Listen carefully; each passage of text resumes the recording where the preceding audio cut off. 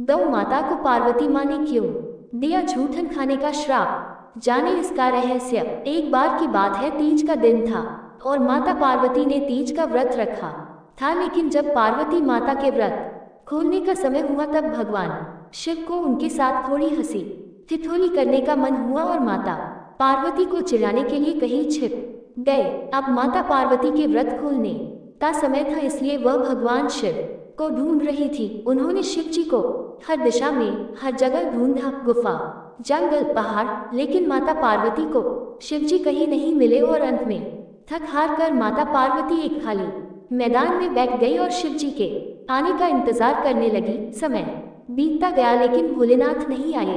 फिर माता पार्वती ने सोचा कि भगवान शिव तो समग्र सृष्टि के नाथ हैं, उन्हें कहाँ क्या हो रहा है सब पता होता है और ऐसे में वह पार्वती माँ को पूजा करते हुए भी जरूर देख लेंगे और अपने आप ही प्रकट हो जाएंगे।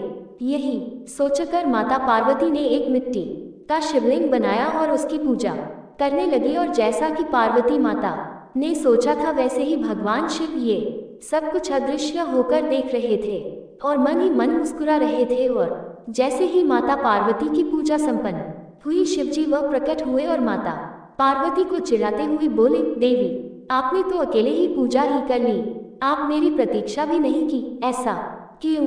तब पार्वती जी ने कहा, है प्रभु मैंने तो आपका बहुत इंतजार किया लेकिन सूर्यास्त हो चुका था और रात होने वाली थी, इसीलिए मैंने शिवलिंग बनाकर आपकी पूजा कर ली और अपना व्रत संपूर्ण किया। ये बात सुनकर शिवजी ने फिर ठिठोली करते हुए कहा, मैं तुम्हारी बात पर कैसे विश्वास कर लूं? क्या इस बात का कोई साक्ष्य है?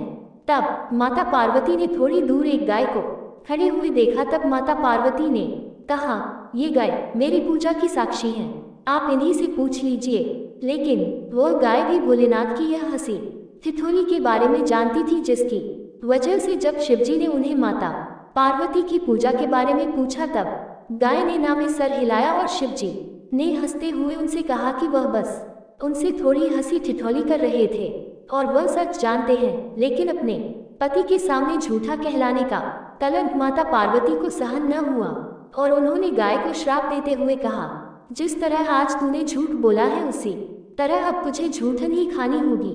भले न तुझे अच्छे से अच्छा भोजन क्यों न मिले, लेकिन तू झूठन के पीछे भागेगी। ये सुनकर गौमाता बहुत ही दुखी हुई और तब शिवजी ने माता पार्वती को बताया कि उस गाय ने मेरे कहने पर ही झूठ बोला था और उसका इसमें कोई दोष नहीं है।